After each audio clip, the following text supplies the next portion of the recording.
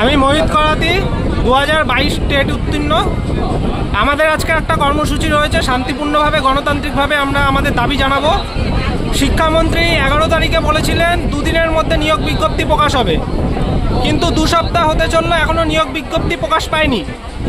আমরা তাই শিক্ষামন্ত্রীর দৃষ্টি আকর্ষণ করতে শান্তিপূর্ণভাবে গণতান্ত্রিক পদ্ধতিতে আন্দোলনের ডাক দিয়েছি, কিন্তু পুলিশ প্রশাসন অতি সক্রিয় হয়েছে।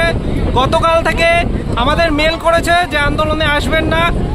মাঝরাতে পর্যন্ত অনেকের বাড়িতে চলে গেছে। রাজ্য জুড়ে এটা হচ্ছে। পুরুলিয়া থেকে আমরা খবর পেলাম, বাঁকুড়া থেকে খবর পেলাম, বর্ধমান থেকে খবর পেলাম, দক্ষিণ 24 পরগনা থেকে খবর পেলাম। এভাবে বিভিন্ন জেলা থেকে আমরা খবর পাচ্ছি। বিভিন্ন ছেলে মেয়েদের বাড়িতে যাওয়া হচ্ছে। আমার বাড়ি থেকেও কিছুক্ষণ আগে ফোন আসলো, আমার বাড়িতেও লোকাল থানার পুলিশরা গিয়েছিল। কেন পুলিশ এটা করছে? এত অতি সক্রিয়তা কিসের জন্য? আমরা এই দাবিটা জানাচ্ছি। আমরা তো নিয়োগ চাই। 2017 সালের পরে 2022-এ পরীক্ষা হয়েছে, 5 বছর বসে রয়েছি আমরা।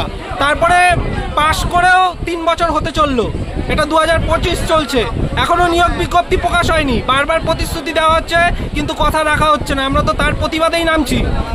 আপনারা নিয়োগ বিজ্ঞপ্তি প্রকাশ করুন। এইভাবে অতি সক্রিয় হয়ে এইভাবে অত্যাচার করবেন না আমাদের উপরে। আমরা এই দাবি জানাচ্ছি। আমরা শান্তিপূর্ণভাবে গণতান্ত্রিকভাবে আন্দোলন করব। দুর্যোগ পরিস্থিতি আমাদের মাথায় আছে। দুর্যোগকে টালবাহানা দেখিয়ে, দুর্যোগকে অজুহাত দেখিয়ে আমাদের উপরে এই অত্যাচার আমরা মেনে নেব না।